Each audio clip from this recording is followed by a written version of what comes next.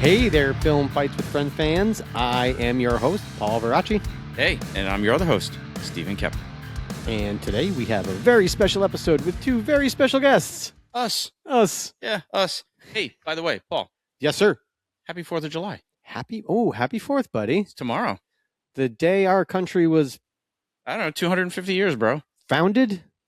Yeah. Yeah? Is that why you're wearing red, white, and blue, or is it just by chance? A little bit of both. You know, Bullshit. You didn't even know. I had no fucking clue this episode was airing July 4th. No, this is my Jaws. My Jaws shirt, and then because it's got red in it, I thought I'd wear my Mario hat because it matches. Oh, there you go. Yeah. Cool. So everybody listening, I'm not celebrating too much about this country lately. Yeah, me either. But we have survived this long. So, if you're watching or listening to us, have a great 4th of July tomorrow. Yeah. Be safe with the fireworks, guys. Don't blow your fucking fingers off. Yeah, seriously. We like you with your fingers because you can't because you can't fucking comment. Steve's a pervert, that's why. Yeah, exactly. Yeah, it's hard to do star ratings with no fingers. So unless you're Stephen Hawking. Oh boy. I give film fights with friends 10 stars. Anyway. Dude, we have a fun episode today, and we got a lot of help from our friends in the stunt community for this one. Wouldn't you say? I didn't hear a word you just said. I was zoned out for a second. Wow. For those listening, Paul just like I was like, all right, let's test sound, and Paul's like, all you hear is anyways. I was saying this is gonna be a fun episode. We got a lot of help from a lot of our friends in the stunt community on this one. We did, and also we have some cool stuff to talk about. Yeah, totally, man. We had a pretty cool week. We did. So let's give a little teaser on what we're going to talk about. Then we'll do a little catch up with me and you. Mm-hmm. So we're going to talk to, this is a bit of a follow-up on our episode with Anthony Hong on the How Not to Get Into Stunts episode. So go back last season, listen to that. This isn't a pure sequel of that episode. Well, it's kind of almost like what's going to happen when you do get there. Mm-hmm. What are the obstacles that you're going to run into? And you're going to run into them. So this was sort of inspired by like Paul and I get hit up all the time, right? Like people wanting to get into the stunt business, and you ask them, well, what skill do you have? And they're like, well, I'm a martial artist. Mm-hmm. I'm like, okay, cool. What kind of martial arts? What kind, and like, how do you transition from real martial arts to screen martial arts, or being a real fighter to a screen fighter? And that's really the topic of today. We're going to kind of break down like some advice and thoughts from us and our peers on making that transition from actual combat sports athlete or actual martial artist to screen martial artist. Mm-hmm. It's going to be fun. Yeah, and also probably some of the, I guess we'll just go into some of the red flags that when people ask you that question, yeah, you ask them a few questions, yeah, and then they give you some answers, and then those answers are then mm-hmm. you know where the rest of the conversation is going to go, and sometimes you just try and steer away from it and been like, I can't talk to you about this because all my answers are not going to be what you want to hear. Yeah, I mean, listen, if you guys want to join a discussion, we did start on my Instagram and Facebook we started discussions on each place asking people in the stunt community this question. Yeah. And we got a lot of great comments. Even I commented. Even Paul commented on my thing. And those listeners of the show will all know of my story working on Daredevil with Chris Brewster. And that was my hardest and one adjustment I was not able to make was stop looking like you know how to fight. Yep. Daredevil is fighting knuckleheads. He's not fighting spec ops guys. Yeah. You look great, but that's not what we want. Yeah, for sure. So, for me, that's exactly. Yeah. We're going to get into it. But it's so funny that, yes, absolutely. Some of the other ones were really good too. They are. So before we get into that, though, we have to say we had a great time at the Jack Ryan world premiere. That's right. And Ghost War, right? Ghost War. It was really good. Yes. And you guys might have seen our little quick breakdown after the movie on our social media and stuff. But honestly, dude, that movie deserves to be in theaters not just for the world premiere. Definitely a big screen. It should be. It's upsetting. I mean, I understand why it's coming out on Amazon because the whole series was released on Amazon. Sure. But that movie deserves a big theater release for sure. 100%. It was so good. I walked out of there like, this is so good, and it's so good on the big screen. Mm-hmm. It was disappointing to know that people watching it are not going to be seeing it the way we saw it. And I really felt familiar with the was it the older, was it the Harrison Ford? Oh yeah, it was the Harrison Ford. It felt like a Patriot Games. It felt like that's what it felt like. Yeah, it felt like an old school Jack Ryan movie. Even Hunt for Red October, right, with Alec Baldwin. Mm-hmm. Yeah, and what I also liked about it, and it kind of made me think about the show, the series compared to the movie, was that it was so direct. Mm-hmm. There were no subplots. There was no bullshit for them to sum up. They really just, and I liked it. I was like, I want another Jack Ryan movie and not a series. I mean, Krasinski is great, I think, as Jack Ryan. He's really good. He's a great actor. But I'll tell you what, man, Wendell Pierce, that motherfucker is awesome. He's so good. Dude, when I saw him on Broadway in Death of a Salesman, blew me away. Dude, he's on Broadway right now, isn't he?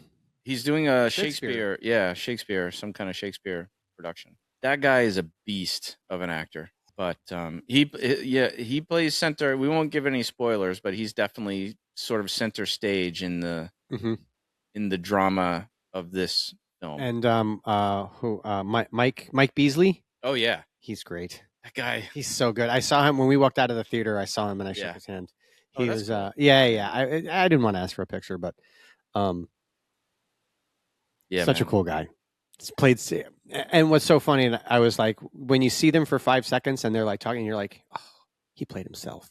Yeah, yeah. Like, he just played like a really fun version of himself. So we definitely recommend that you jump on Amazon and watch this movie. Mm-hmm. It's fun. It's a fun movie. And it was even cooler that we were able to give free tickets to the world red carpet premiere for all of our Patreon members, paying Patreon members. Well, the ones that bothered to respond. Yeah. And 5 of you did. Well, 3 of you and 2 guests. Mm-hmm. You did. And we got to meet you guys. Yeah, it was awesome to hang out and meet you in person. So if you're not a supporting member of our Patreon, you're missing out on really cool shit like this. Yep. Yeah. Giveaways, raffles. Yeah. I mean, we have world premieres. Dude, we have a playlist on our Patreon. You guys should go check it out. If you don't believe us or if you haven't been paying attention, we have a screenings playlist. You can see, not playlist, but a collection of all the invites to different movie screenings we've done for you guys. So, man, yeah, you can really take advantage of some good stuff. But the screenings are one of the great perks you'll get for being a supporting member of our show. Besides just feeling proud that you're part of our family and helping the show stay alive. Right. We love all of our fans, and definitely, and meeting you guys in person is always really cool. Yeah, totally. It's nice to see all the different types of people that listen to the show. It is really cool. It is really cool. And, we appreciate the free members too, because they watch the show, they engage with us, and they help keep us up on the algorithm. So we appreciate you guys too. And our newest free Patreon member, Frankie Bay, our number one fan, dude. Can't believe it. Now you're gonna be you're like a stalker. I was gonna say, you make it sound like he's gonna fucking murder us. Everywhere we go, there's Frankie, man. So please, everybody, if you're interested, think about supporting our show on Patreon. Link is in the show notes. Check it out. But like we always say, the show is available. Will be available to everybody, even the free members. Mm-hmm. But the supporting members get it early. Yeah. And they get a lot of cool other extra stuff too. So check out the perks. You said that already. I know, I'm saying it again. Jesus. I really want them to think about it. Did you take your meds today? I did. Really? Yeah. You should have double dosed. I don't know if you want that, man. You might regret that. I'm like, I was joking. Are you really on meds? Careful what you wish for. I don't wear my disability on a sleeve, dude. It's not my identity. Only when you need to park. That's it. And as always, we have the link to our food drive in the show notes with Feeding America. Please consider donating to that. It can help. There's a lot of people. This is the 250th anniversary of our country this weekend, and it's sad that so many people have food insecurity right now. So we're trying to do our little part. So, going through it right now. Yeah, seriously. Check out our food drive, man. I'm like contemplating train or driving to work. Like I got to sit down and crunch numbers. Gas is so expensive. Oh my God, I know. It's crazy. I know. I was like, we were joking about it at the tournament this weekend. For those who aren't aware, we had guys fighting at this tournament this weekend, and like the gold medalist was getting like $200 in cash, and we were like, oh, gas money for the ride home. Right. Seriously. I mean, I can literally, it was a no-brainer before. It was like, okay, I'm not taking the train. It cost me over $30 to get to and from work. Yeah. I was like, the driving cost me 14, plus gas once, twice a week. No brainer. Now, gas is almost quadrupled or tripled in price. Yep. So I'm like, okay, I got to crunch the numbers again because maybe taking the train's cheaper. Yeah. Like sanity and time wise, it may be better just to sit in my car and have the AC on. It's a good thing you're not in Long Island. Fuck that. Because for those who don't know, the Long Island Railroad was just on strike. So everybody that lived out in Long Island that worked in the city was booked. Mm-hmm. Yep. Maybe that's why traffic was so shitty. It was. It was really bad. Traffic was really bad because everybody was carpooling and trying to get into the city. So anyway, we also have the Technical Standards Program link if you want to donate and help support the people that keep you safe in the entertainment industry, the people that write the safety standards and hash all that stuff out. It's completely nonprofit. They only work based on. Aren't you one of those guys? I am one of those guys. And we've said it before, but we actually, in order to be on those work groups and to help draft the safety standards, we actually pay to be a part of that. We make a donation to be a part of it. So it's kind of like a Hollywood star. Yeah. I would never pay for that. What is it, like $10,000 a year? Some kind of upkeep for your star. Some shit like that. That's really funny. Yeah, totally. I always find it like blah blah blah. Got a Hollywood star, and I was like, damn. Yeah. How do I keep the junkies from shooting up on top of my star? Anyway, dude, our sponsors. We only have one really awesome sponsor besides ourselves. Stunt Contact. Stunt Contact. We love you.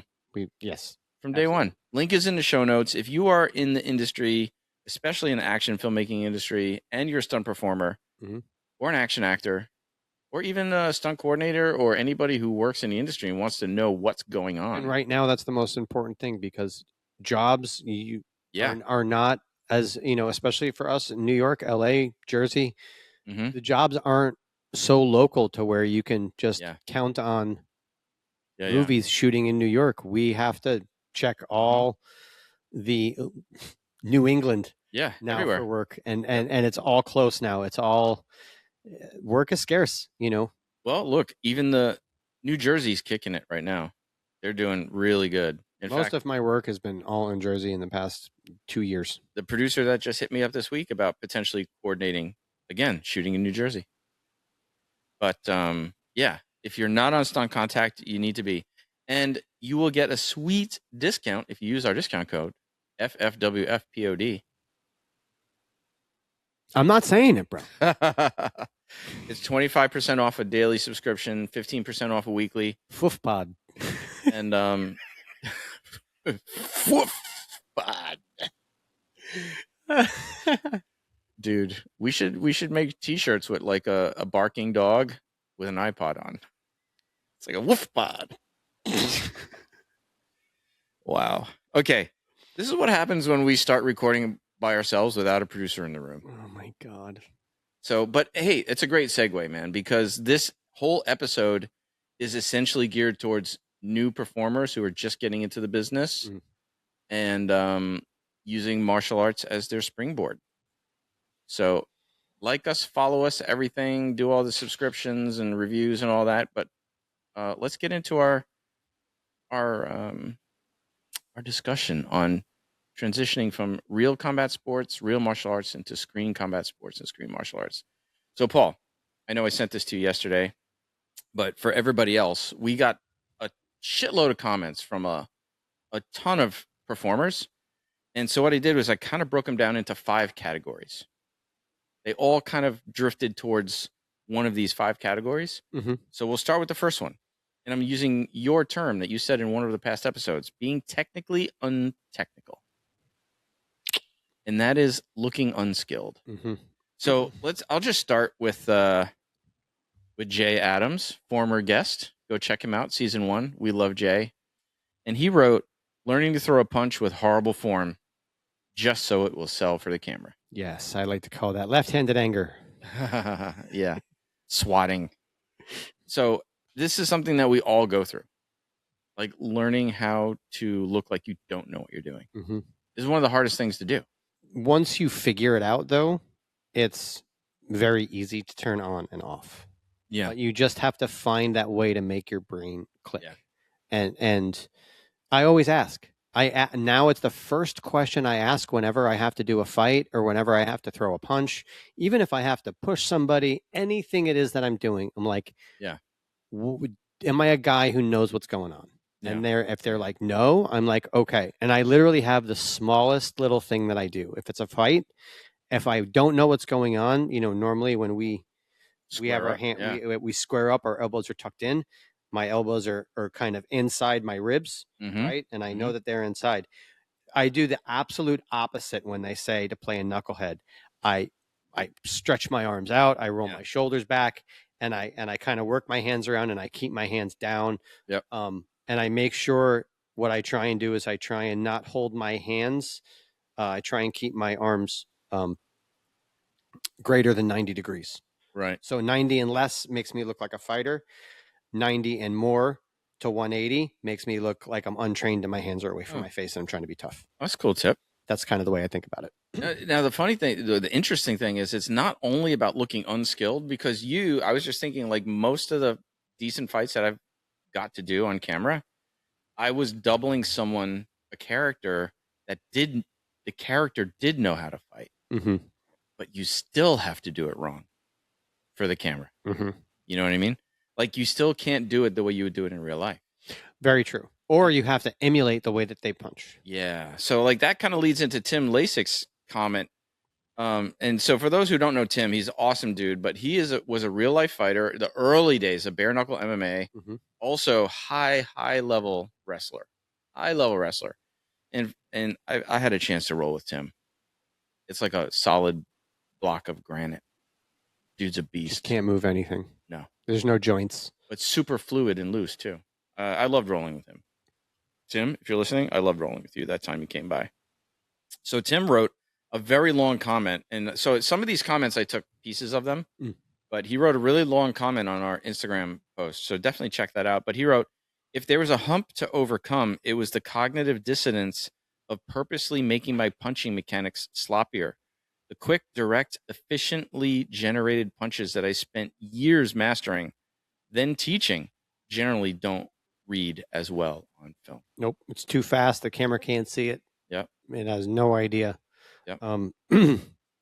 Yeah, it's definitely, it's funny, but that's huge because, you sit here like, we've had kind of a dual classes lately because we've had people coming in and training with us that are going to be, training for film. Yeah. Or that are training for film. So just so the people listening and watching know, for the last month or so, we've had some performers training in our regular classes with us just to get a baseline of some physical literacy because they have to do some fight scenes, but they've never even trained anything before. So, yeah, it's interesting, right? When you've got the two groups in the same class, you got the people doing it for aesthetic purposes, but who also need to build a foundation from which to kind of grow. And then the other people who really are learning how to fight. It was actually really funny the first day when we were getting into sparring and whatever. They're like, oh, we don't need to do this. I'm like, yes, you do. I'm like, you're sparring. Yeah. Listen, it can't hurt. I mean, it can hurt. I'm like, I was going to say, we're very controlled. No, No, we're not talking about beating the shit out of each other. And by the end of the class, they loved it. It's fun. Everybody loves sparring if you do it right. But it's, knowing what it feels like to get caught helps you act like you got caught. Mm-hmm. You know what I mean? Like that shock, surprise, pain, whatever. Robert Chapin said, I'm going to make fun of him here, Robert. He said, not killing the other person like you've been trained to do. Muscle memory is a funny thing. It's especially sensitive under pressure, like when someone yells roll, camera, and action. And that's the same thing in real fights, right? You always go back to your baseline under pressure. You know what's funny? The hardest thing I find to do. And by the way, I just want to say, Robert Chapin, do you actually train to kill people? He said, not killing people like you train to do. Like, how many people have you killed, Robert? What did we just find out about you? Yeah, totally. So when you slam someone in a wall, yeah, right? I can slam you into a wall different than I can slam someone into a wall that I don't know. Oh, yeah. Right? Yeah. Because you know that, in all honesty, you could probably slam me into a wall as hard as you wanted to, and I'd be okay with it. Yeah, sure. Right? But so other people, it's so wall slams are always a great dictation of like who you're working with, because sometimes you stand there in front of the wall and you see how much that person goes into the wall on their own, and then you're like, how much are they waiting for me to actually put them into the wall? And then very, very rarely is there ever a moment where either person is waiting to get slammed. It usually just kind of happens, and it's so weird to find that dance and without anyone getting hurt, because there's so many things that can go wrong with a wall slam. Dude, that just accentuates the dance that it is. Like, your moves will look better if I'm helping you tell the story and I'm slamming myself into the wall with you. Absolutely. Right? And it makes me think of the actor that I'm training right now, where they have to do the arm bar, and part of the arm bar, the finish, they slam the attacker's head into the wall, the arm bar. So we were watching it on video, and the actor was like, oh my God, that looks so great, because I'm throwing myself into the wall. Right. You're doing the arm bar properly. Right. Like when we did Prey and TJ slammed my head in the wall to kill my character. Yeah. And I'm like, dude, just grab the back of my head and leave your arm like jelly and look angry. I'll take care of the rest. Yeah, I'll throw myself in. So it's all about the teamwork, right? Bobby McFarlane, our buddy Bobby up in Connecticut, very good rigger, by the way. If you ever need somebody to talk to about that. He wrote, this is my entire career in stunts, and I could probably write a book on how many challenges I had with this transition. I think one of the funniest issues is that some very real and effective combative techniques somehow look fake on camera, while some very fake techniques look really good to an audience. Building an understanding on quote unquote what sells on screen is extremely important and difficult to teach. Not only that, but letting go of ego and a need for realism is important when you have a story to tell to people who aren't watching to learn how to fight. Yeah, that's that's great. That reminds me, again, other episodes I've mentioned when I worked with Tony. Yeah. And, he was like, come up with a gun take. And now I know he knew exactly what he was going to do. He just wanted to see where my head was at and used the day to teach me a great lesson. And this was the lesson. And I think gun takes is actually one of those things that certain things are really, really cool in person, but to get the camera where it needs to be to see what's actually happening is not very easy. So that's a lot of times why you see the same old gun take, because it's the one that the camera can read the technical ability of the take. Yeah, totally. It's camera placement. We're going to get into that. And again, going back to the episode with Tutman, we're not shooting with an iPhone. So we're talking about David Tutman, cinematographer, who was on Breaking Down. And he was talking about sometimes when stunt guys shoot previses, they shoot it with a phone, and they don't take into context that they're not shooting with a phone. They're shooting with a camera, and they can't do the same things. So that when you shoot a previs, just bring it up again, it's much better if you shoot it with the mindset that is a big camera, not a phone. That is heavy and can't move the way. So a lot of these takes, you need to get in there and underneath to kind of see a lot of the technical points of it. And you can't do it with a real camera. Yep. And our buddy Johnny Wang, actually reiterated. He made a really long post too, but one of the points he made is reiterating Bobby's point about the people that are watching. why they're watching you. They're not watching you to learn how to fight, Mhm. right? And Johnny said the average person can't tell good and bad technique apart. So it doesn't matter how precise the technique really is. He's right. To the average viewer, they don't know. Yeah. I mean, we know. We'll watch stuff and be, oh, they're holding the gun wrong, or oh my God, blah, blah, blah. But most people never catch that. Well, I think also that, again, another thing we've gone into in other episodes in shooting is that what the eye thinks it sees on screen isn't what it actually sees. It's what the brain interprets. And a lot of the times, those technique issues, you're not seeing any of that. Your brain is putting it together for you. Yeah. So, you may see the beginning and you may see the end, but the whole middle is completely obsolete. So again, it's just something that our eye catches, that we know the technique was wrong from the very moment it was thrown, because that's what we do.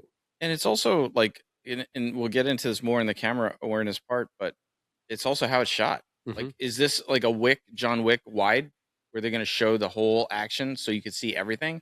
Or is it like a in tight, shaky cam, like where you're missing a lot of the, right. You don't have to see all the detail. Like if you can draw your fist back and not look left-handed anger. Yeah. If you're looking. Well, and if you're a lefty, the right. Right. If you're not swatting like a kitty. Right. If you can just draw your fist back, I don't care what your punch looks like coming out. Yeah. And then when you finish, your arm is level to wherever the target was. Yeah. Right. That stack or that cell is there. Dude, I don't care what you look like in the middle. It's going to work every time. Finishing strong. This is something I was working on with that. Pulling the punch back is so much better than getting the punch out. That's the end of a sentence. That's the exclamation point, the period, the question mark, whatever point you're trying to make. Your fucking stamp on it. It's that last, how you finish a sequence. Yep. You have to look solid. And how you start and how you end. It's a great example of a finish is go watch American History X and go watch Edward Norton stomp that dude's head on the curb. Dude, that scene, man. You want to see an insane finish? Yeah. That is, talk about selling it. Didn't I just see that in episode of The Boys? I think I just saw a head stomp in episode of The Boys. Oh, maybe. Oh my God. So creepy. And then our buddy Jeff Colangello of Code 1010, who's also been on the show, ironically, because he was one of the team that won the 87 North competition. Yep. He wrote, honestly, the big thing for me was transitioning from speed and efficiency to creating aesthetically pleasing lines. It took me years to get out of that habit. Interesting. Yeah. What are your thoughts? What are your thoughts on that comment, Paul?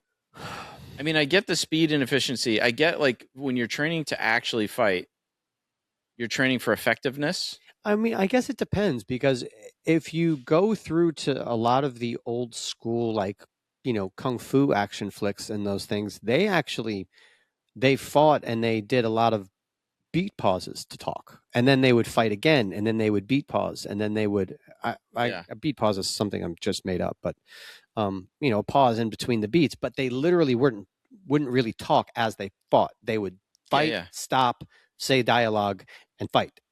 I think actually it's interesting you bring up the Hong Kong cinema stuff, because there the graceful lines are much more important. You know what I mean? And so I think that regarding the lines, the graceful lines that he's talking about, or the aesthetically pleasing lines, maybe that is one of the issues that we are going to talk about, is what kind of fight is it that you have to do on screen? Yeah. You know what I mean? And, going back to our first workshop, and what Doug Crosby said is just let the note play. Yeah. Just let it ring. Yeah. You don't have to rush on to the next thing. You know what I mean? Like in a real fight, when you rock somebody and I'm yelling from the corner, go finish it. Here, I'd be like, you rock somebody. Wait a minute. Wait a second. Let him get rocked. Yeah. Let him get rocked. Let us see him get rocked. Enjoy your work. Let us see your reaction to rocking that guy. The second category that people's comments kind of drifted towards was, again, it's about being technically untechnical, But this is, and I'm going to use Jonah Young, our buddy Jonah Young. He said distance management. So I'm going to use that as the title of this section, distance management, which is a real thing. So if Lamar Washington, the first person who commented on the thread, actually, or one of the first, said spacing, especially if you're coming from a wrestling grappling sport. Yeah. Keeping the distance. You don't want to accidentally hit somebody. And again, we always refer to people make mistakes. Mm-hmm. People miss their mark. People are too close on their mark. You know, you always go through the story of that Harrison Ford punched Ryan Gosling, and Harrison Ford's like, well, your face wasn't supposed to be there. Yeah. And it's one of those 50-50s, but if you're not Harrison Ford and you're the stunt guy and you throw that punch to Ryan Gosling, you better know how to make sure you don't punch him in the face, even if he's in the wrong spot. Well, here's the thing, right? Assuming that it's not malicious, if an actor hits us, happens. I got stabbed in the eye. Totally. Yeah, you did on Dead City. You got stabbed in the eye by Lauren. Yep. Man, she got you right in the eye. Right in the fucking eyeball. And she's like, "Did I get you?" And I was like, "Nope, you're fine." And then Maggie's supposed to know how to use that thing better. Yeah, right. And James comes up to me. He goes, "Did she get you?" I was like, "Right in the fucking eye, dude." And then what was so funny was afterwards, he's like, "Everybody good?" We were all like, "Yeah." And then the next thing he goes, "Paul, how's your eye, man?" And he like totally kind of calling her out. He was awesome for doing that. But the point being is that it's forgivable if the actor does it, because Absolutely. They're not training day in and day out to do this. And in all honesty, what was really funny is she did say, "Oh shit." She knew she got me. And she said, "Oh shit." And I just went with it and fell. And that's actually the take that they used. Oh, every time. Most 99% of the time you get hit by an actor, they feel like shit about it. And I went through, she went through the rest of the scene, and like she came over, she checked, and I totally was like, "You didn't get me, you're fine." But you, as the stunt performer, are expected to be able to manage the distance. Mm-hmm. It's not forgivable if you do it. No. Now, especially not to an actor. Which goes back to, again, the first time I ever worked, when I threw a punch at Chris Brewster's face, and he was like, "Dude, that punch was great." He goes, "I knew you weren't going to hit me. I was fine with it." Yep. He goes, "But you can't throw that at a number one." Well, it's a perfect example is actually Tim Lasik, who commented on this. We'll read his comment next, but on Ray Donovan, Eddie Marsan actually headbutted him during the scene while they were rolling. And in the middle of the shoot, Eddie's like stopped, and he was like, "Oh my God, are you okay?" And Tim is like any of us would have been, "I'm fine, keep going." Yep. But we can't do that. No. When people talk about expected abilities, I would say distance management is an expected ability. For sure. I mean, I've heard a story. I'm not going to bring it up who, but we'll always laugh about it. Guy who yelled "cut" after. Yeah. And I mean, I never heard of a story where I was like, God, you couldn't fuck up any worse than yelling "cut" on a real set because you got whatever. I think I'm just going to put the caveat, which doesn't apply to this story, but if it's a real safety caveat, fucking do it. Yes, but this wasn't that. If you've got a real concussion, if your arm is really broken and shattered, or if you see something going on in the background that's an actual safety concern, fuck it, say cut. Absolutely. I'm not talking about that. I'm talking about someone. Yeah, I know. Just rolling a little bit wrong. Nothing really happening. Yeah, they cracked. They cracked, and they stopped the scene. Like, it was bad. But Tim, on this issue of distance management, Tim wrote on his comment, also the refined sense of distance and an underpinning of decent footwork gained from fighting for a living for years has kept me from actually hitting anyone on set in more than 20 years. And then just to follow up, our good friend Hannah D. Scott, who actually still fights today in Muay Thai. Yes. She is still fighting. Mm-hmm. Like, she's got her foot in both worlds still.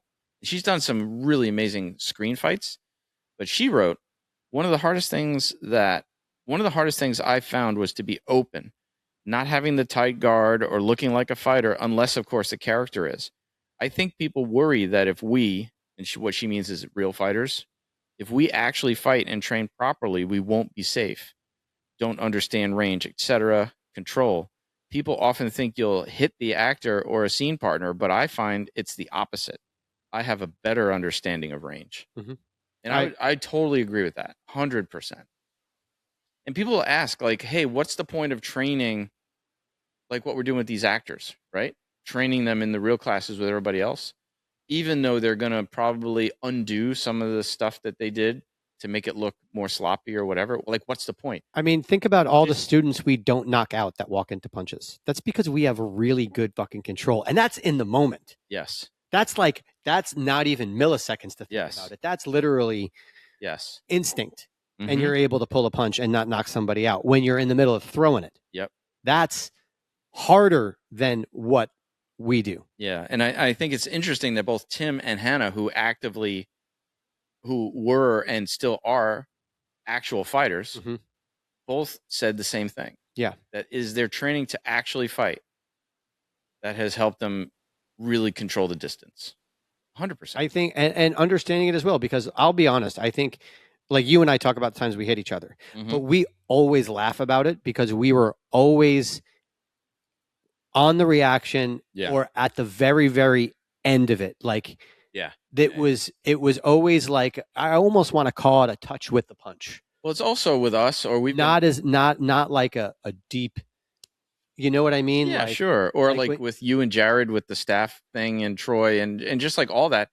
Part of that is us pushing the envelope, getting more comfortable, not saying anything, and knowing it. Even I was like, when he caught me in the lip with that, I'm like, God, he's getting close. I was like, but he's going. It looks awesome. And that's awesome. The thing, because we're two stunt performers practicing mm-hmm.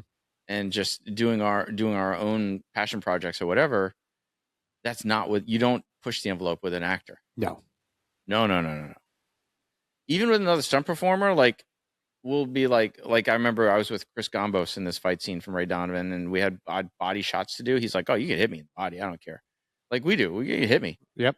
I'm not gonna haul off and punch him in the face. No. But body shots. Oh yeah. I've had not actors. Actors. When I say actors, I mean men. Mm-hmm. Because I'm gonna refer to actresses. But I've had most actors don't really give a shit when I'm like, punch me in the body, and they're like, okay, cool. I'm like, punch me as hard as you want. It doesn't really matter. We're fighters. There's no way you're hitting me as hard as I've been hit and get hit. On the regular to the body. Yep. And but it's so funny with a lot of the actresses, they're the ones who are worried about hitting you too hard, mm-hmm. and those are the ones where you're like, you can literally hit me as hard as you want. Yeah. So but then there are some people that stunt wise don't touch them. Oh yeah. Stack your shots because they've never fought before. Well, listen, so they don't know how to take a punch like we can take a punch. And some people, let me just say actors, just because we're talking about working with actors and distance management. I recently had an actor on the last movie that I was working on that wanted to be smacked in the face. Oh, just smack. I'm like, we don't need to do that. Yeah. Because we're going through fight choreography. We're blocking it and stuff.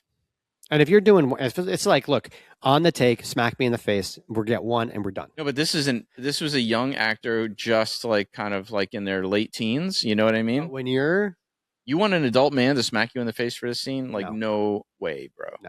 We can fake this. Yeah. It's fine. You know what? Not going to happen. You can do that on your own with your buddies. And so many, like, you don't think about it. Mm-hmm. Tooth can go through a lip.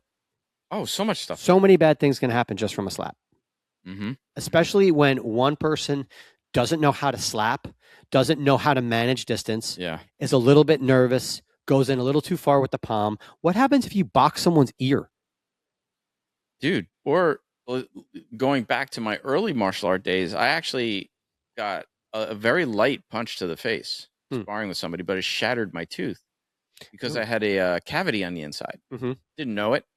But it was like, degrading on the inside. And once I got hit, boom, tooth shattered. It would be done for the day if that was more than the day if that was on set. When I work with Federico, he and I, if we're doing any type of a fight, he and I worked with a bunch at mocap work.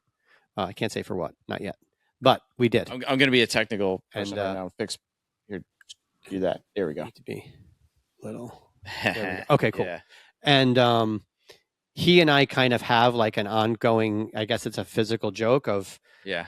if we're working together, we know one of us is going to punch the other one in the body at some point, but we're not going to say when in the sequence. And so basically, like, we were working mocap work, and the first punch I had on him was a body punch, and I fucking ripped it.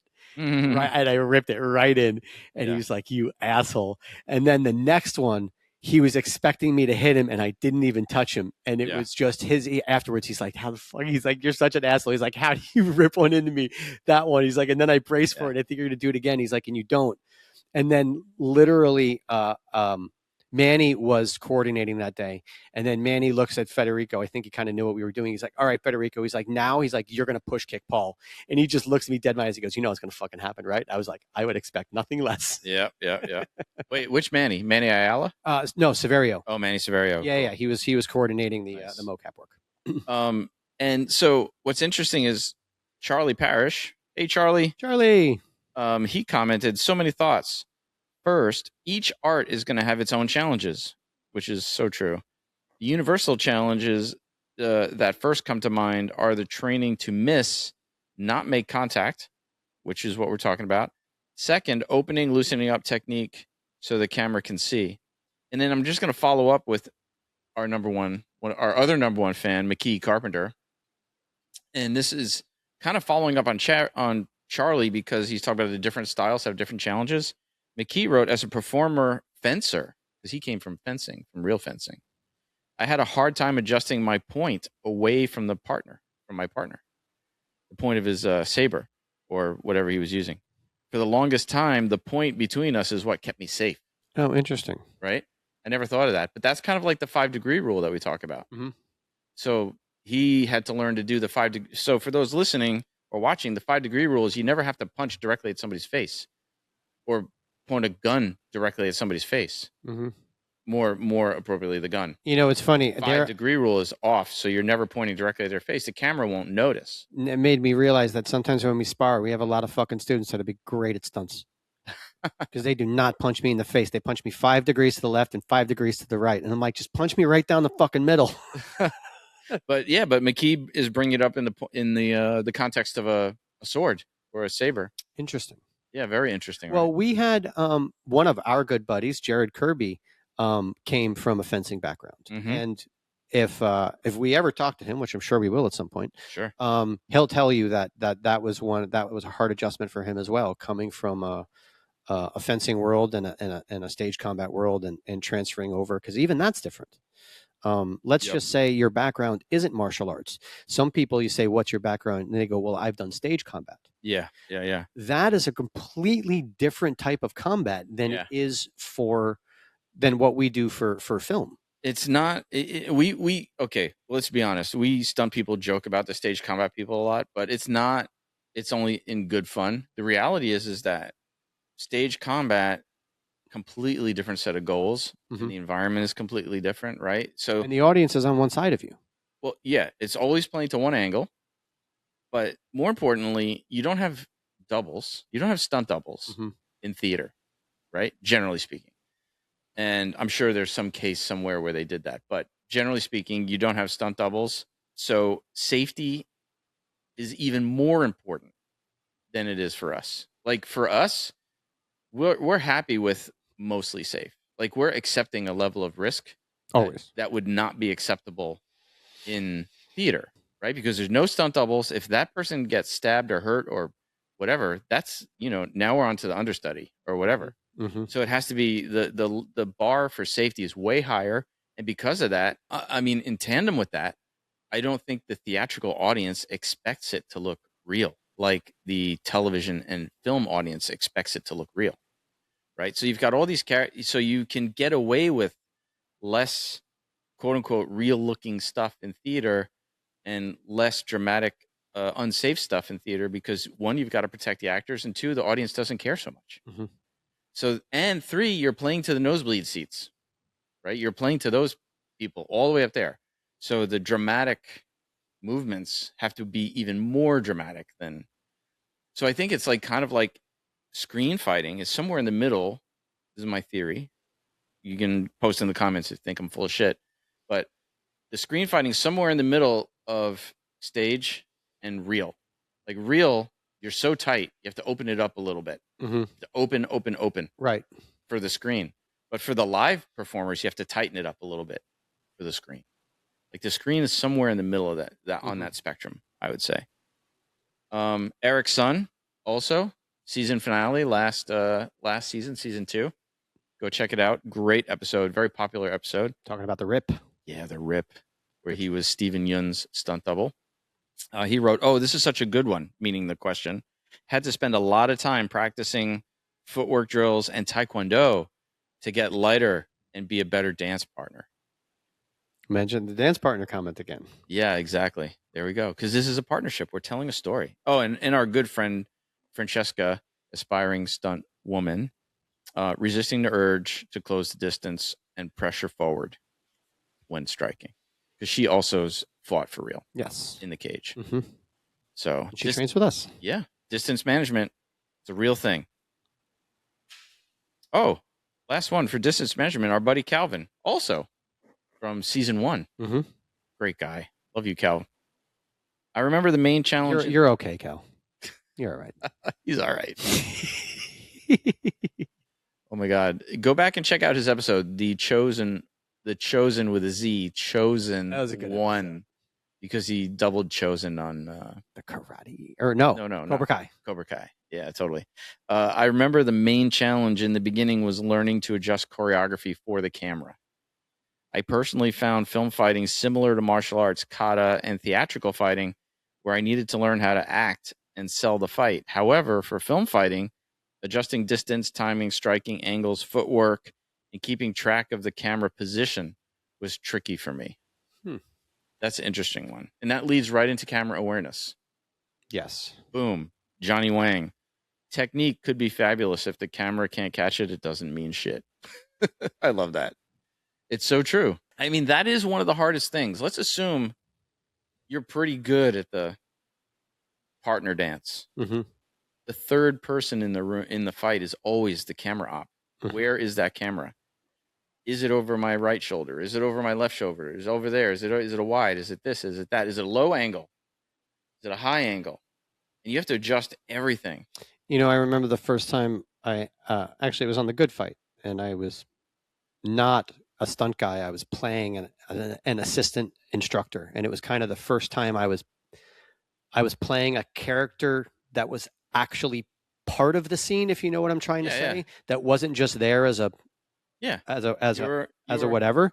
So you weren't some ND thug. You were an actual character, right? Yeah. So when we're doing our dance, there was a moment when we had to like grab each other, and he was going to trip me and whatever. I was making sure that he was in front of me, and I couldn't see the camera. Like right. I was purposely blocking it out because that's right. what I always do, because it's just not, camera's not there to see me. So it's just so. The camera guy comes up to me and he's like, he keeps moving into your line. Can you make sure that, and I didn't realize that he actually was kind of moving out of the way, but for me, it didn't matter because I was like, whatever, I can't see the camera. Camera's not supposed to see me. You were thinking like a stunt guy. So I was like, I'm good. And then hide my face. When the camera guy comes up to me, he's like, hey, make sure you keep him to your left because I want to see your face. I was like, what? Yeah.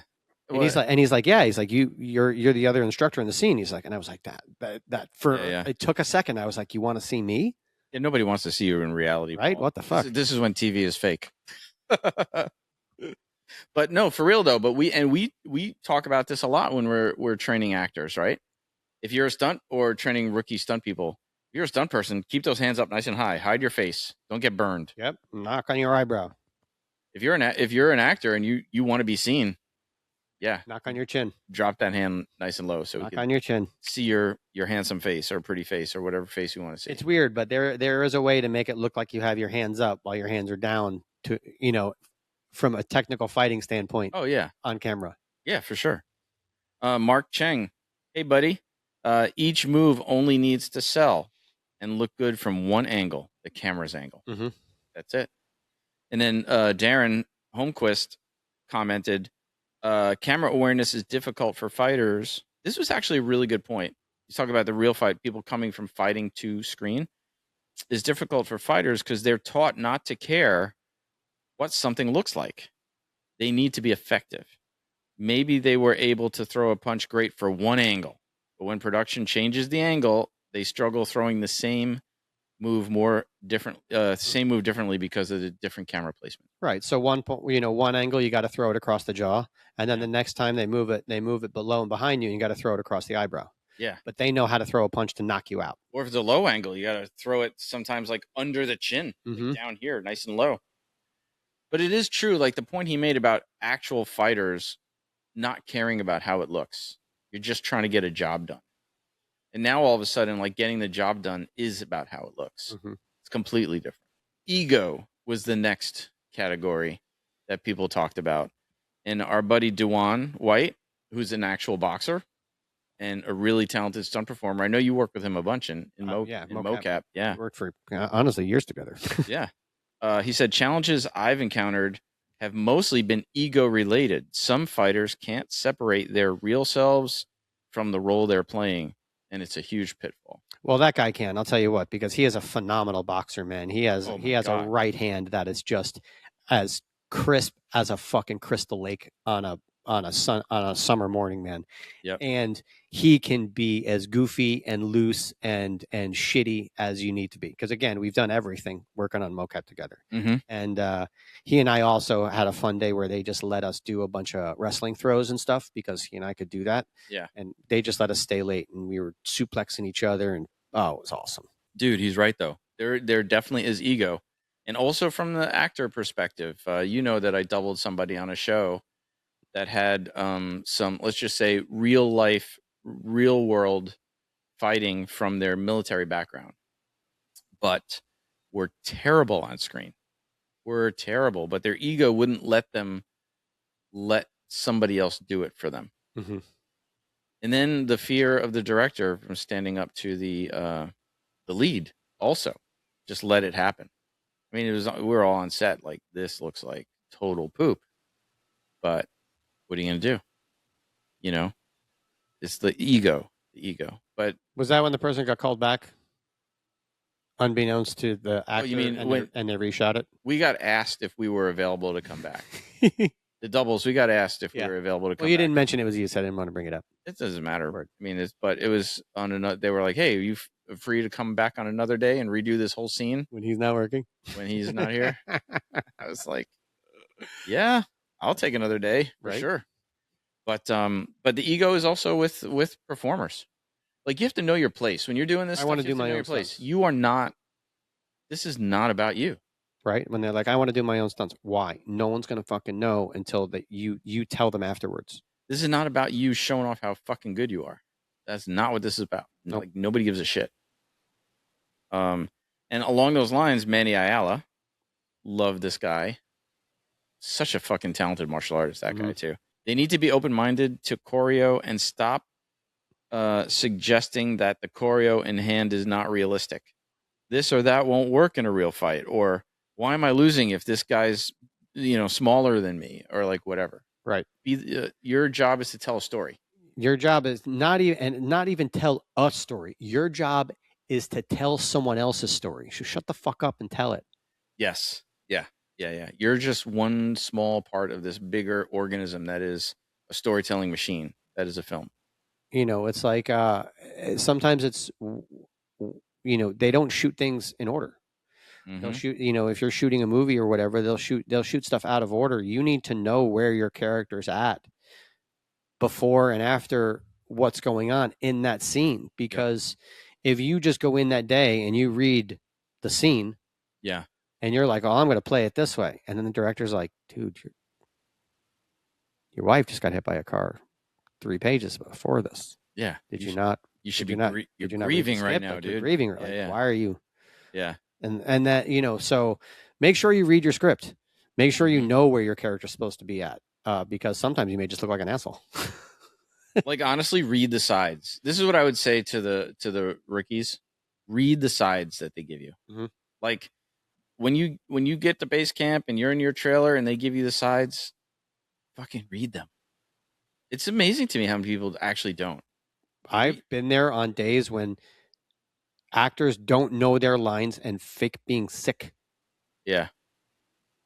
No, I mean, we've all been in, I mean, I have, and I'm sure other people have. I've been in scenes where the actors, where I know the lines and I'm waiting for them to say it, and they're they're like, line, like asking for the line. But then again, I don't have the pressure of being the lead of and having to a show memorize and have to memorize like 12 episodes or like whatever. I just pages every day. Yeah, and totally. and then wash it and then go in and learn something new. That would be very rough for me. But if you're a stunt performer and you get to set early, which you should, and you're sitting in your trailer or the honey or whatever, read the fucking side. Take off your headphones. Yes. You're not there early to just hang out and just be cool in your trailer. Like, yeah, work. Read the sides and read the parts with the big X through it. Like, we're not doing this today. Read that too. It's going to give you context of everything. And it helps you when you get on set. And, you don't want to look like a lost little kid in a forest when they're talking about the scene. Yes. And also, or just trying to get your feet wet. People are going to know if you're going slow into the cold water. Well, listen, on the call sheet on that front page, when they're talking about we're doing this scene and then this scene and then this scene and then this scene, and 2X is in this scene and 10X is in this scene, and and if you haven't read the scenes, you're going to be like, read the scenes and listen on set. Yes. When you're on set and they're talking about stuff, shut the fuck up. Listen to what they're saying. Yes. And maybe you're going to realize where you need to be. And being there before someone tells you makes you look very good. I've been on sets where performers who were maybe making some mistakes were asked to their face, do you know what scene we're shooting? What's happening in this scene? And didn't know the answer. Mm-hmm. You need to know, and it'll help you be part of that storytelling collaboration. There was an experience. I was on set and there were two other people. One person was counting on another person to give them their mark, and they had done it for a bunch. Mm-hmm. And then something had changed for that person, for the person that was giving the mark to the other person who had a blind out. Mm-hmm. And which basically means he has to come out during action at a certain time, but there's really no way for this guy to know what time, because nobody can see him and he can't see anybody behind camera or anywhere because he's coming out from behind the counter and he's hiding, and he has to come out at a certain time and no one can give him a signal. So I call that a blind out, and it's a really, really tough thing to do. Mm-hmm. And if you can find someone who can give you a call and you can count on that guy, it's great. Yeah. But you still got to figure out a way to make sure you make your mark. Yeah. Whether you're depending on that person or not, that's your backup to make sure you don't fuck up. And this guy's the guy who was giving him the signal had to do something else, and he wasn't able to give him the out signal, and this guy missed his mark 4 times in a row. Well, that's the point that you're making about things change on set all the time. You won't know that something's changing if you didn't read the fucking sides. Like, I've been on set where, the director decides to do something differently, the way it's not the way it's written. The only way you'll know if something changes is if you actually read the way it's written. Yeah. Like, read the way it's written. Like on Caught Stealing, when I was driving the cab and I'm supposed to, and I almost hit Bad Bunny, right? But that was written that I almost hit a different actor, Austin Butler. The way it was written, Austin Butler runs across the street and I almost hit him. There was an actual, and that was funny because when you told me that story, when I actually saw Caught Stealing, I confused it because they actually both, he gets hit by a car and then Bad Bunny almost gets hit by a car. Yeah. So they both happened and I confused them both. And I was like, oh, dude, I don't know what you're talking about. I was like, they showed it. And you're like, what? And I was like, dude. And then later on, you're like, no, I was the other hit. And I was the one that almost hit him. Yeah. But the point is when we shot, nobody told me that it's not going to be Austin Butler running across the street. It's going to be Bad Bunny. So I was late. On action. I'm waiting for Austin Butler. Mm-hmm. And then all of a sudden, I'm like, I think I'm supposed to hit Bad Bunny because so I just went. I was a little late though because it changed. Right. But then I was on point the rest of the time. But the only way I would know why I was late is because I knew what the story was. And then when I said to the coordinator, like, I'm really sorry, I thought I was supposed to hit Austin Butler. He goes, oh yeah, but they changed it. Mm-hmm. Like, okay, cool.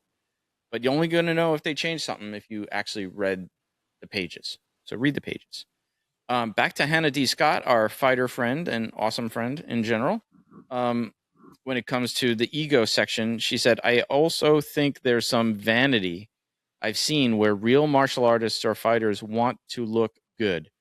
But if you're doubling, you have to let go of some of that or it doesn't match.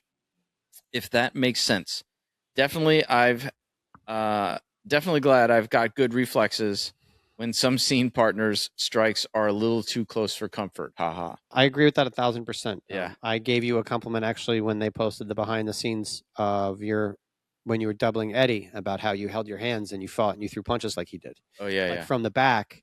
And even I think I also complimented you on the behind the scenes footage when you were walking out on Devs because I couldn't tell because I saw them both. I saw him walk out and then I saw you walk out because on the rehearsal days he did both. I couldn't tell who was who from the back. Like if you were decided to shuffle those two scenes and then show them to me, I wouldn't be able to have been like, oh, this is him, this is you.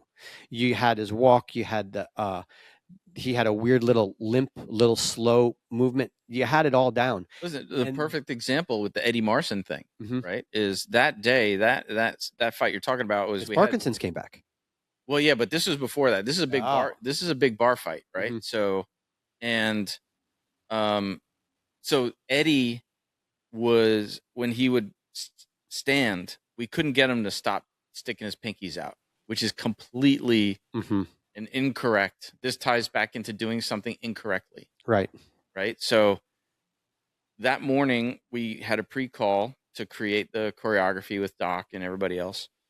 And then we do the wide master to just show the director. And they're like, oh, that looks great. Blah, blah, blah. Okay, let's do it that way. And then when we all left the bar, the camera op was like, holy shit, I thought you were Eddie. Because I had the pinkies out. I had the improper stance that, we couldn't really get Eddie to correct to make it look like a real boxer, even though his character was supposed to be a real boxer. He still was making those little mistakes. You've got to make those mistakes. That's your job. You have to make the mistakes. Yep. You have to look. Sometimes you're not there. Sometimes you are there to been like, okay, this person is Mr. and Mrs. Smith. Yeah. Right. You need to make them look like they're fucking on point in the action. Yeah. And they're not very trained. They're not whatever. You have to make them look good. They'll do a little bit of the beginning and a little bit of the end, and it's their job to make it work. And if they don't, then that's on them, but you need to look as good as possible. And to Hannah's Sometimes point, that happens. And to Hannah's point, keep your head on a swivel, especially if you're with a new performer. Because that ego, even if it's unintentional, still might be in there. They might be throwing a little harder and faster than adrenaline than they need to and all that kind of stuff. So be careful. And if you go back to the thread, Manny got into a discussion in subsequent chat about that, where he had to actually let some rookies go because they just couldn't do it on some stuff that he was coordinating. So you definitely need to dial it back. You know what I mean? It's always better to go slower and ask them to have you dial it up than to go super fast right away, potentially hurt somebody. Fast, and jumpy, and it's unsafe. It makes people uncomfortable. Again, it's always better to have just been like, hey, pick it up a little bit. Yeah, right, always cool. Underestimate to start. Always that's just and always listen to the actor. Always do what they tell you to. When I was on Dead City, and I had to switch from one actor to the other, one guy was like, he had armor on or whatever, and I could tell he was a little more rough and tumble. No, actually it was the other way around. The first guy was not so much. Yeah. And then Kim Coates was the other guy I was grabbing. Oh, and right. He's just like, dude, he's like, when you switch, he's like, grab me. Yeah, he's like, you can he's like, put your hands on me, dude. And I was like, okay, cool. Yeah, yeah. And even then I was still light, and he's like, no. He's like, you can grab. And I was like, okay, cool. Yeah. Yeah. Yeah, yeah. So, and that all kind of leads up to this one, storytelling and acting, right? We're telling stories. and you gotta. That's your ultimate job. So CR Moreheart on Facebook commented, teaching how to tell a story through the choreography, specific acting beats, and performance choices is super important. It's like, that's a very hard thing to learn. Mm-hmm. It's an extremely hard thing to learn. Your punches tell stories. Your reactions tell stories. The beats in between those help tell a story. There has to be a story. Like, and we've talked about it on the show. Nothing worse than a video starting with two guys in the middle of a fight. Yep. And then it just goes to one or two cool moves, and then one guy standing over another guy, and it's over. Or you're watching some practice fights people put up on Instagram or whatever. You don't know who's winning or losing. There's so many. There's so many things you can do. Nobody's getting hurt. Nobody's damaged. There's no story. The story. It doesn't have to be anything. Shakespeare. Take a napkin, put it in the middle of the room, and fight for the napkin. Yeah. Anything. Yep. That's a story. You can't have nobody getting hurt until this amazing knockout punch at the end or some shit like that. And Johnny Wang, following up, said telling a story is more important than showing the martial art. Best case scenario, showing the martial art while telling the story. So he did the flip. But it's true. The story comes first. It's balance. You have to find the balance. And then T. Ryan Mooney said, we sell a product, the film, to our clients, the audience, and it does best when it's most legible to them, meaning the audience, not what's best fundamental technique. Well, it goes to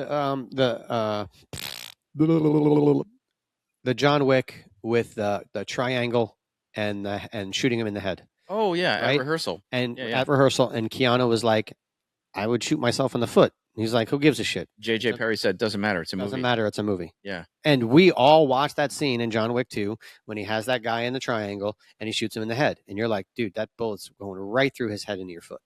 Like there's or just leg or something. Yeah. There is just no way unless it like hit his bone and took a right angle. That was such a huge lesson though, because at rehearsal I'm there and Keanu actually said to JJ, I would shoot myself in the leg. He's like, who cares? He's like, doesn't matter. It's a movie. And you do that to me sometimes, and I'm like, who cares? It's a movie. But and dude, sometimes you're just like, yeah, fuck, you're right. In the end, it's fantasy. It's total. What we're giving people is total fantasy. And like, look, if you're watching John Wick 2, yeah, we've already got you. Who gives a shit? Yeah, totally. Right? Like you're already there. Yep. Regarding storytelling, Tim Lasik, from a wrestling grappling perspective, the transition wasn't difficult. Mostly just making technique as polished or as gritty as the story and director demands. Following direction. Being able to raise it up, lower it up, clean it up, dirty it up. Darren Homka said, difficulty acting when fighting. Fighters are taught to show no emotion, and they have to, and they do show it in fight scenes just as rage. Oh, I see what he's saying. It's difficult to get a fighter to block punches with the mindset of fear, as if he's overwhelmed or insecure of himself. They struggle with putting a bit of acting energy into the action performance that isn't just straight up anger. That's true. First note I ever got was on the Daredevil thing, and it was my defense. Yeah. Because I was covering and going into the punches. Yeah. And they're like, dude, you have to put your arm out like you're shitting. Yeah, yeah. That's how you block Daredevil. Yeah. You don't cover and go. They're like, it looks awesome, dude. But that's not who you are. Yeah, yeah. Exactly. And again, tough. And I think his point about anger being sort of the most tangible emotion for a lot of people, just on a base level. And so it's always angry. Mm-hmm. It's like, dude, you're not always angry. Right. But, that's kind of like the natural, like when you're fighting, it's like, what am I going to be angry? Sometimes you're not. Sometimes you're shocked. You're scared. Like all these other emotions, right? Sometimes you're fucking happy and psychotic and have this non-emotion look of enjoyment on your face. Yeah, like the sadistic side. Right? Yeah, totally. Like you're having fun. Like you gotta smell a chick and be fucking creepy. That's you. You always play the creep really well. Jared DeCrose, our buddy. The big thing for me was the awareness expansion to the audience. technique can be tight or loose, fast or syncopated, and there wasn't much thought about it in the moment. You just knew your own style and adjusted for your opponent. But angles, frames, even story beats make it so just about everything has to go through this filter of the audience. Changing what you're doing to tell that story in that moment, reshaping your body in the image of the story. I'll go into one more, I guess, kind of a subcategory of making it look like you don't know how to fight, but also making it look like you don't know how to fall. Oh yeah. And also knowing how to fall so you don't get hurt, knowing like you don't, like looking technically untechnical. Well, we talked about it with Jude Poyer in the last with the hand, right, when he's like, that's great. Now do it again without slapping your hand out. Yeah. You know, and I think that most of these stunt people or people that are looking to get into stunts think that martial arts will get you there. But I will tell you 99% of my jobs, I didn't throw a punch, but I had to hit the ground. Mm-hmm. So I don't give a shit how much martial arts you know. Yeah. If you can't hit the ground, you cannot be a stunt person. Period. That's you. Period. Talk about essential skills. You have to be able to hit the ground safely at 12:30 in a Walmart. Yeah. Anthony, we use that all the time now, and it was funny that day I was working with Anthony Anthony Hong on Power when I was doing those front falls, and he's like, oh yeah, he's like, all night long, all day long, 25 falls. And he's just like, you could do this at Walmart. And we both started laughing, Yeah. But it's just one of those things. And not only that, you got to act like it doesn't bother you. Well, and while we're talking about what kind of along the lines you said, like I got in the business essentially because of martial arts, because of fight skill. And it was years before you got in a fight, before I got to do a fight. Yep. Like that's the other thing that I think new people trying to get into the business that get in because of fight skill. Nope. I get thrown, I get shot, I get blown up, I run. Most of your time is going to be spent getting your ass kicked and eating the dirt. Mm-hmm. You don't even get to throw a punch. Yeah. Maybe you start one. Right? Yeah. But that's it, and your skill better be pretty top notch, and you better be known for something if you think you're going to get into a throwdown with a number one early on in your career. Dude, my first job was most likely shot. You're just going to get you might get your ass kicked by a number one. Yeah. But you're probably not going to be doing much to them. My first job was getting shot, hitting the ground. The first bunch of just hit the ground. It's still the majority of the work. Hit the ground. Yep. That's what you're here to do. That's it. The bruises. And you got to sell it. Yeah. And you got to sell it in a way to where they think you're hitting the ground hard and you're not.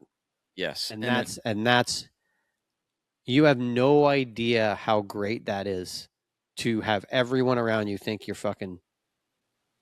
Are you okay? And you're just like, yeah, I'm good. Like in your head, just keep your mouth shut. Don't tell anybody. Well, here's my advice. Let them think you're selling, you're going 100 every time, but sell it. If you're new, my advice would be like, you can still get up a little slow. You can say I'm fine. Get up a little slow, even if you don't have to. Just let them think it hurt a little. It's to your benefit. It's like it's like the Boss Rutan advice for fighting.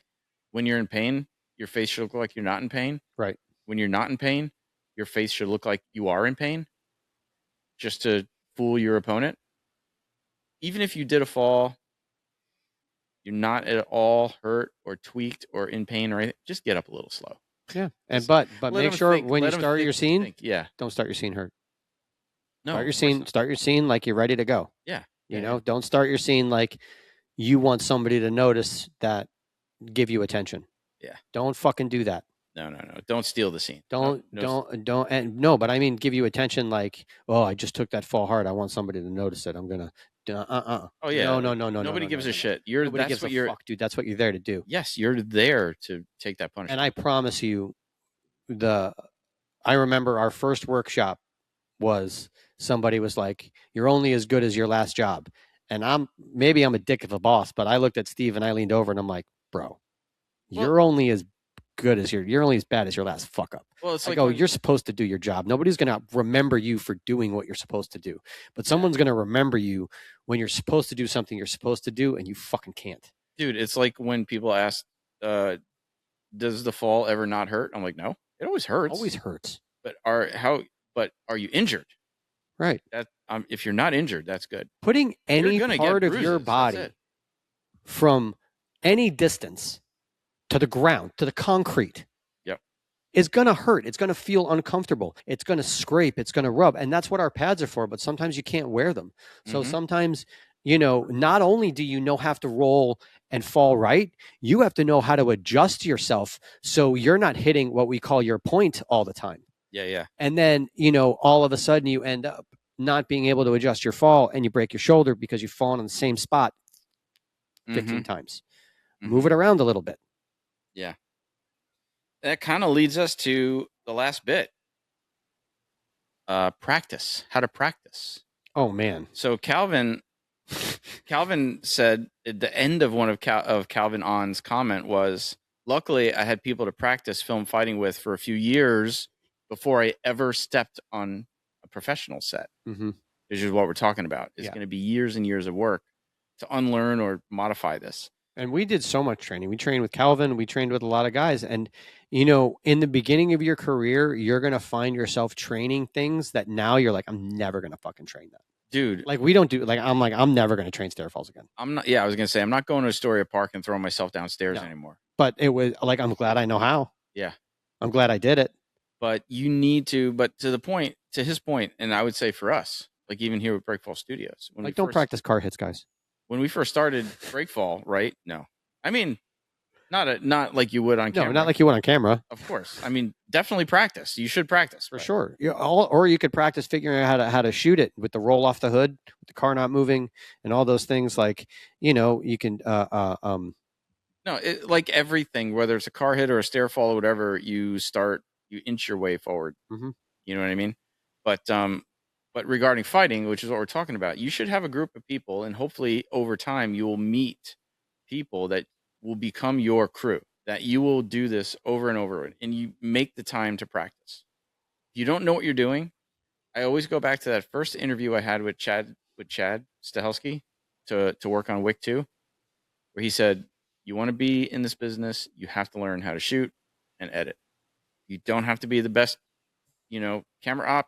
You don't have to be the best editor, but start practicing it. It's going to help you understand what people are looking for on the other side of the lens and what you need to do or what may not be necessary to do because it's going to be cut or it's out of frame or whatever. Start learning how to shoot and edit. Get your crew together and just start shooting fights. I mean, how many fights? Especially with action, because how many times do you see people cut a fight based on what their eye is actually seeing, not adjusted to the brain and what they think the eye is seeing, and the time that it takes for the brain to process what the eye is looking at in the camera and what you see in the strikes, and in that, you really have to understand where to start and cut a punch for it to sell. Yeah. And we have here, we have easily 50 to 100 fights that we shot that nobody has ever seen, ever. Some of them are pretty decent, but they just go in the file and it's just there for practice. Something that annoys me is when rookies put up stuff on Instagram. That's the ego. That's the ego, right? The ego part they're talking about. Like, dude, you may not. I understand. And some of it's fucking shit. Well, and here's the thing, though, is they may not understand that it looks like shit, and they're proud that they're putting in the work and trying to get better, and that's awesome. You should be proud of putting in the work and trying to get better, but you don't have to tell us about it, and don't show stuff that you just shot that might look like shit. Just don't. You're not going to be, it's going to be really hard to undo the first impression that somebody gets of that video looking bad. And it's really unfortunate because you may not know it looks bad. You might think it looks bad. I mean, you might think it looks great from a place of non-experience. You know what I mean? But But people are going to remember the people that will hire you or work with you or not even recommend you. Honestly, a lot of the people that hire you are not looking at Instagram, but the people that might recommend you for a job are, for sure. And also, when you practice, guys, practice safe. Yes.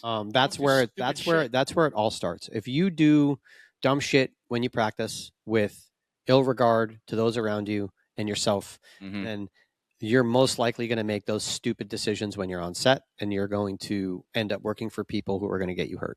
Run the training room like it is a set. Follow the protocols. That's part of the training. You know what I mean? Making sure people are ready before you start doing stuff. Like just basic communication skills. How to handle a weapon if you're doing weapon stuff. Treat it like it's real. Treat it like you're on set. Do everything the way that you would. And if you don't know, get notes from people. Well, it was funny. I had a workshop at Jared's the other day, and a Krav Maga workshop, and this wasn't a film one.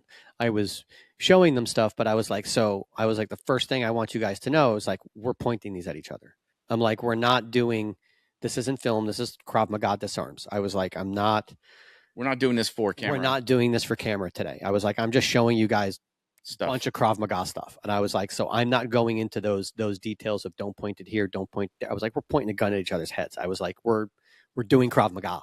I was like, so know that. I was like, you guys can ask me questions about film and whatever. I was like, but most likely I'm just going to say today we're doing Krav Maga, point the gun at his fucking head. Listen, the bottom line is repetition, right? And also, again, by the way, rubber trainers, guys, rubber blue trainers. If you walk onto some, if you're doing some non-union indie fucking passion project bullshit and you walk on set, I know somebody who they did this. They were going to help a friend out with the thing. They walk on set and it's a real fucking gun. What? Yes. Did you tell me this?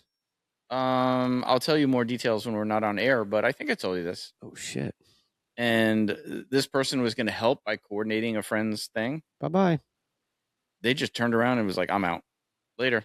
Yep. Don't fucking play. But to the more serious thing about fighting, you need to build that muscle memory. Keep training, keep shooting, keep practicing. Shoot as many fights as you fucking can. Just keep doing it. And give it to someone who knows, who has an eye, somebody with more experience. And not everybody, not on Instagram, a few trusted people. And get notes. And listen to the fucking notes. Listen to the fucking notes. Yep. Make your adjustments. And just listen. Again, that's the ego. Just listen. You can make your adjustments just by listening, and no one will ever have to fucking speak to you. Like, again, majority of the times you're going to do a great job on set and you're going to impress that coordinator is the day he doesn't have to say a fucking word to you. Except for great job. Yep. Way to go. Good job. You okay? Yep, I'm good. When he doesn't need to tell you where to be, when he just asks if you're okay, that's your day. That's a great fucking day. Everybody gets adjustments, but you should only get it once. Listen, it's the ego. Back to the ego. Get the notes. Even one of the notes could be, is this postable? I have some of the people that have trained with us will send me stuff. Is this good enough to post? I'm like, maybe not.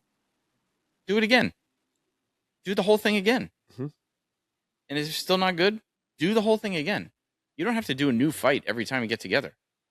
Spend 6 months dialing in the one fight and make it fucking great. Yeah. You know what I mean? We had so much fun doing it with the try fight.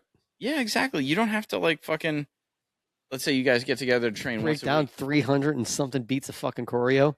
Yeah. With 8 bazillion edits. But I'm talking about even the 5 Beat Fridays. Like there's the 5 Beat Friday TikTok. 3-hour challenge was great. Yeah, but my point is don't do a new fight every week.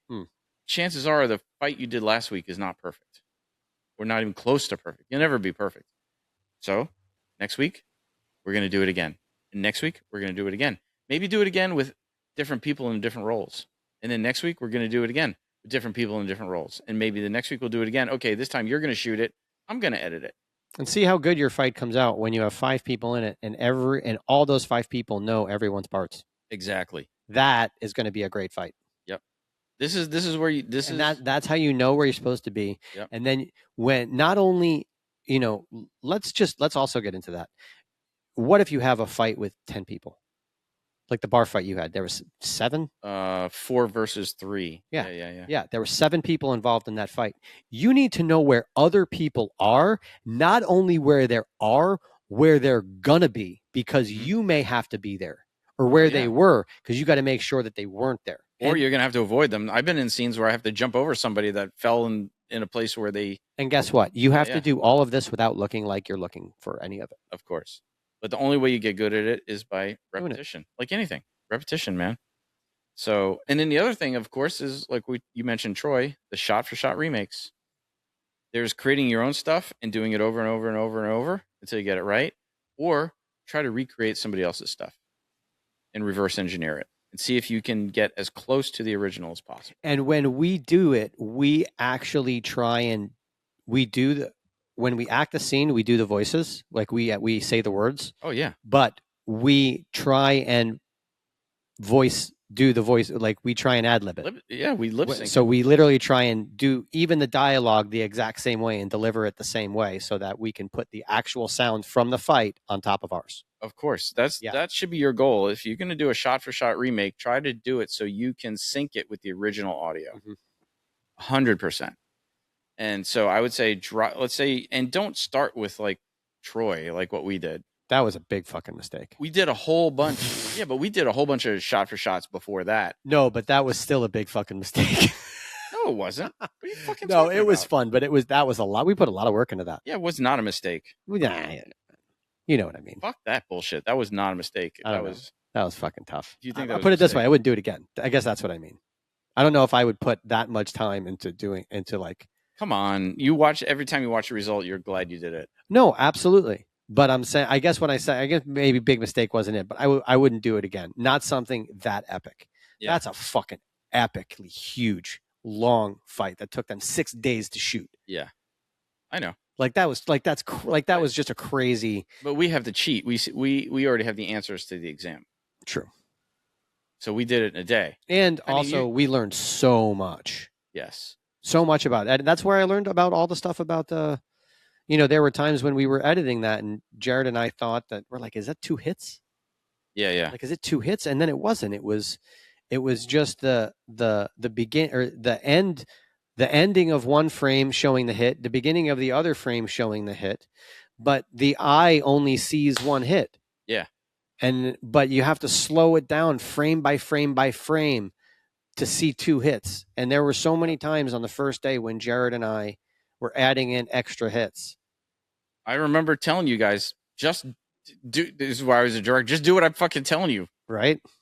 This is again, back to the ego thing. Like, it's just like, so for those listening, what you do, take a scene, and if you don't have editing software, there's tons of stuff out there. You can get DaVinci Resolve for free. The free version is everything you will need to do this kind of basic stuff. So drop the scene in the editor. Every time they cut, you splice. You're in the timeline. You splice. Every time they cut, you splice.